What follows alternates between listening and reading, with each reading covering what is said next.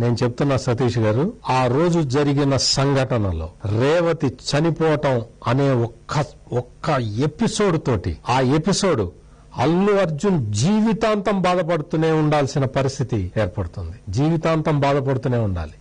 ఈ మాట ఎందుకు చెప్తున్నాను అంటే, తప్పు చేసింది తను అని చెప్పి అల్లు అర్జున్ మనస్సాక్షికి తెలుసు.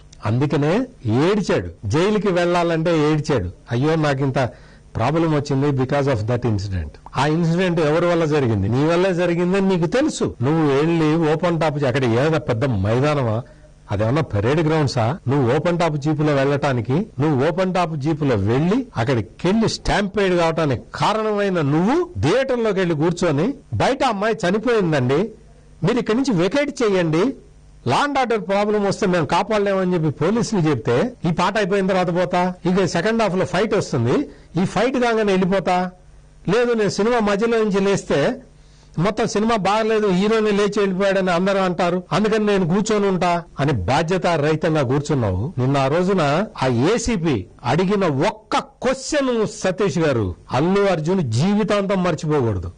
ఏమడిగారు తెలుసా? ఏం చదువుకున్నావు అని అడిగాడు. ఏం చదువుకున్నావు, కామన్ సెన్స్ ఉందా అని అడిగాడు. ఆ ఏసీపీ అడిగిన ఆ ఒక్క ప్రశ్న అల్లు అర్జున్ గుర్తుపెట్టుకో, జీవితాంతం నిన్ను వెంటాడుతూ ఉంటుంది. ఏం చదువుకున్నావు, కామన్ సెన్స్ లేదా, చెప్తుంటే అర్థం కాదా? అవతల ఒక మనిషి చనిపోయింది అని చెప్తుంటే నా సినిమా అంటావు, నా పాట అంటావు, నా ఫైట్ అంటావు అని ఏసీపీ అడిగిన క్వశ్చన్లు అల్లు అర్జున్ నిన్ను జీవితాంతం వేటాడతాయి. ఆ క్వశ్చన్లు నీ చెవుల్లో గింగురుమంటూ ఉంటాయి. గుర్తుపెట్టుకో, ధర్మం పాటించాలి. ఏం ధర్మం పాటించావు నువ్వు? రేపు పొద్దున భగవంతుడి దయ వల్ల